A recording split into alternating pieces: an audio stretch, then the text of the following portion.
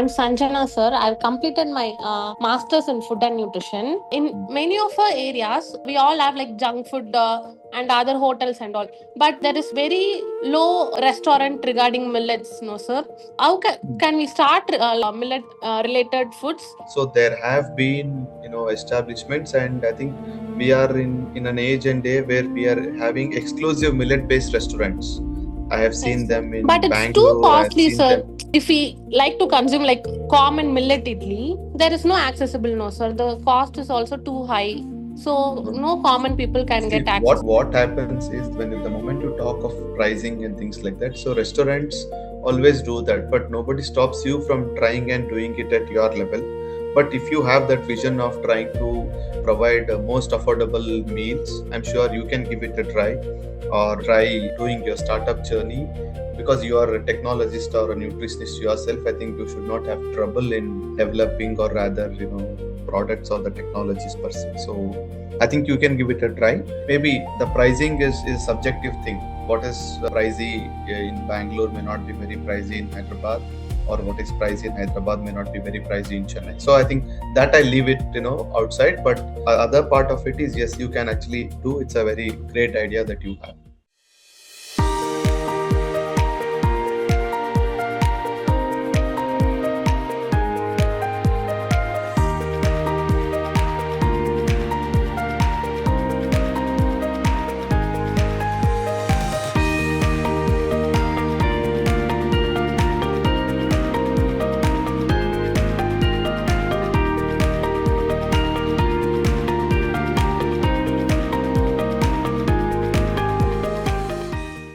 I'd like to now unmute Dr. Varsha Khan. So it Yes, was yes. a very good presentation, Dr. Veeresh Walli. Thank you so much, Trishant, for giving us an opportunity to directly listen to such a person. We actually never met such informed person. So basically, sir, I just want to just tell you briefly that I started an intervention in 2023 in the International Millet Year with tribal areas in southern Rajasthan, and I work for micro millets, sir. So a lot of women, tribal women, have turned their foothills and marginal lands into millet fields. Millets. And so after the capacity building and all, so we tried very much to include in the social safety net program. So in a tribal area, development departments program in daycare centers and Mahabari centers. So now we are providing millet recipes, millet khichdi, millet laddu,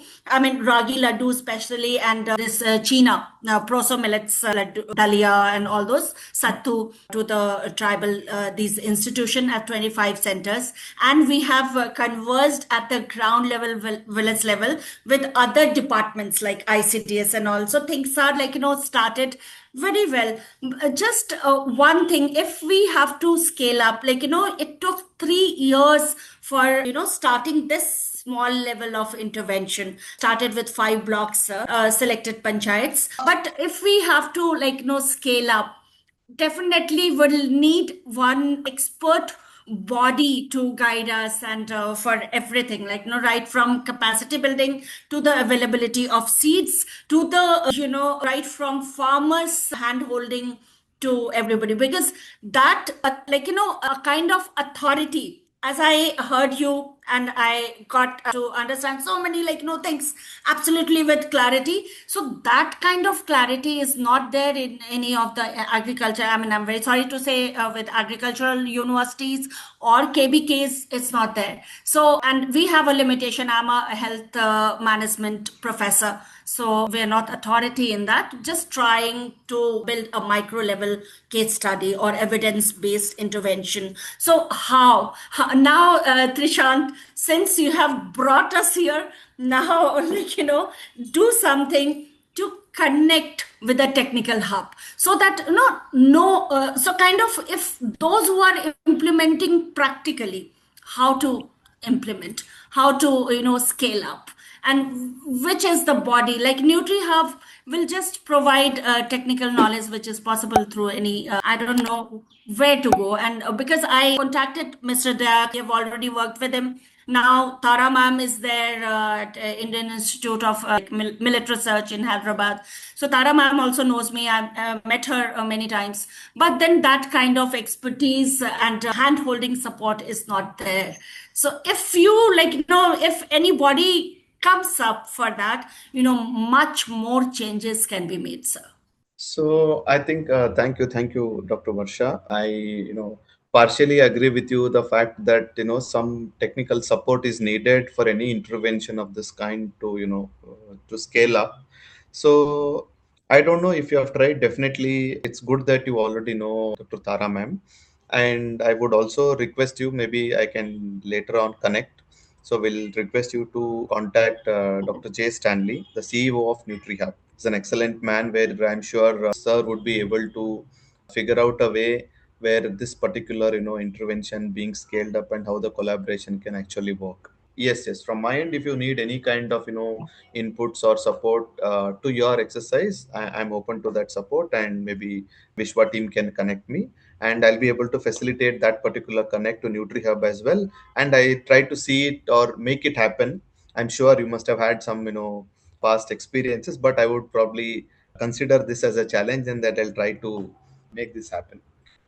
Please do that, because as you said, that poverty and those things, so these tribal women, I mean, I'm working with more than 1,000 tribal women, and they're Great, one of the great, great. lady, sir, one more thing which is very interesting, sir, which I would like to inform you, that in because I started my intervention in Udaipur is a tourist place, and all Yes, those tribals living in the remote tribal areas, forested areas, and actually those you can it's still what we mean is tribal land, so very remotely located. And sir, they have a great respect for Lake Palace, so I invited the Lake Palace chef to teach them recipes and all. So they are they took it very nicely. And one lady, very elite, illiterate and an old lady, she just made them taste a ragi papad made of okay, locally made. And the chefs liked so much that that lady is now supplying her ragi papad to Taj Group. So that's wonderful. these small It's a small success story in itself. Yes, yes. yes. So these things actually give me power and more interest in creating, much more. Why only one old lady? So, but then it is actually have a lot of such stories in that intervention area. And I would definitely, because of this one intervention, after we did a baseline assessment, and after 6 months, we'll again measure the hemoglobin, the Impact. Mm. anthropometric measures, nutritional parameters, and all. And I really wish that these evidence-based research should, come to people, those who are working with millets, and those who are So, sir, I will need your support, sir. And Yes, Trisha, and one quick suggestion, Dr. Varsha. I'm glad that you made a mention of the the studies that you're actually taking up. So I think I'm sure you must be thinking of it. If not, please give it a thought. This be documented and published so that this adds a lot of value to the researchers who are looking for a similar support that you are actually looking. So sir. the problem that you have faced, probably others shouldn't face. So let us try together and then create some documentation that supports all of these evidences. So definitely, and I'll need your support, sir. Please, I mean, Definitely. so There. make me your shisha, and I would definitely, That's I too would big. That's love too to big a work. thing. That's too big a thing. Um, Thank you so much, Trushan. God bless you. you're, God bless you all. I mean, for this presentation and this session, because actually it was needed. Yeah. thank you. Thank you for joining. I'm going to unmute the next participant. I'm Sanjana, sir. I've completed my master's in food and nutrition. I like to conduct a PhD research on millet brands, sir, because many people have done research on millet flours and all and made many Mm, value added products, but there is a lack of research on millet brand. I okay. decided to do on foxtail millet brand into a product like a cookie. So Okay. half of the amount will be foxtail millet flour, and the remaining proportion in different composition like 10% millet brand and 20% and 30% to identify the efficacy of their shelf life, because the main problem why they are not using millet brand is because of their shelf life, sir. Yes. So I like to do it on that aspect, sir. So how can we approach, sir? In which organization can we do the this brand topics and also, because if I do it in college, they don't have the lab facilities regarding the processing and all. How can we go about that, sir? So, where are you based out of, Sanjana? Chennai, sir. Chennai. Okay, okay. So there are two things. Maybe if you are comfortable to come down or reach out to the team at Hyderabad, maybe I think Nutri Hub could be one place where you could get answers to most of your questions, or at least a suggestion as to how you can go forward. Or Okay, sir. there could also be other experts, or I think in Tamil Nadu we have MDRF, so Madras Diabetic Research Foundation. I think they are also Okay, doing sir. good amount of work on millets. Maybe you could reach out to somebody there. I know one of faculty there, Dr. Shobna madam. Maybe I think I can share the coordinates with the Vishwa team. So you have both the options. Since you are a student, I suggested you which is more convenient. Otherwise, I think Okay, you sir. can, for a holistic need, you may visit NutriHub or try reaching out to the teams. They'll be able Okay, to sir. guide you, and then from there you can take it forward with wherever you are. Okay. Okay, sir. Recently, MSSRF also announced the Yes, fellowship, yes, sir. they are doing excellent, excellent. Yes, sorry, I missed it, but yes, MSSRF also is doing quite a good job in the millets, and of course they are also having a bigger mandate focusing on region agriculture, I mean regenerative agriculture, and then underutilized crops and things like that. But yes, they are also doing. Thank you very much. Yes, sir. Sir, I have another vision also, sir. In Mm. many of our areas, we all have like junk food and other hotels and all. But there is very low restaurant regarding millets, no, sir. So how can we start like that, no, sir? But many of us are ignoring that and not starting because people may not like, they are more interested in consumption of junk foods and processed items, no, sir, because of not accessible of that millet related foods, we are not consuming, no, sir. No, Sanjana, I think maybe I would like to little bit, throw light upon what you actually understand, or maybe what your knowledge is on this. So there have been, establishments, and I think we are in an age and day where we are having exclusive millet-based restaurants. I have Yes, seen sir. them in But it's too Bangalore. I have costly, seen them. sir. If we like to consume like common millet idli, there is no accessible, no, sir. The cost is also too high, so no common people can See, get access to that. what happens is when the moment you talk of pricing and things like that, so restaurants always do that, but nobody stops you from trying and doing it at your level. But if you have that vision of trying to provide most affordable meals, I'm sure you can give it a try, or try doing your startup journey. Because you are a technologist or a nutritionist yourself, I think you should not have trouble in developing, or rather, products or the technologies per se. So I think you can give it a try. Yes, but to the answer your the first part of the question, there are restaurants. Maybe the pricing is subjective thing.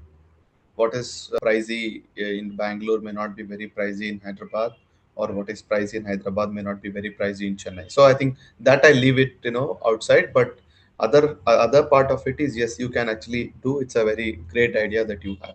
Yes, sir. Thank you, sir. If I have any doubts, I'll reach out to you, sir. Sure, sure, sure, sure. Thank you.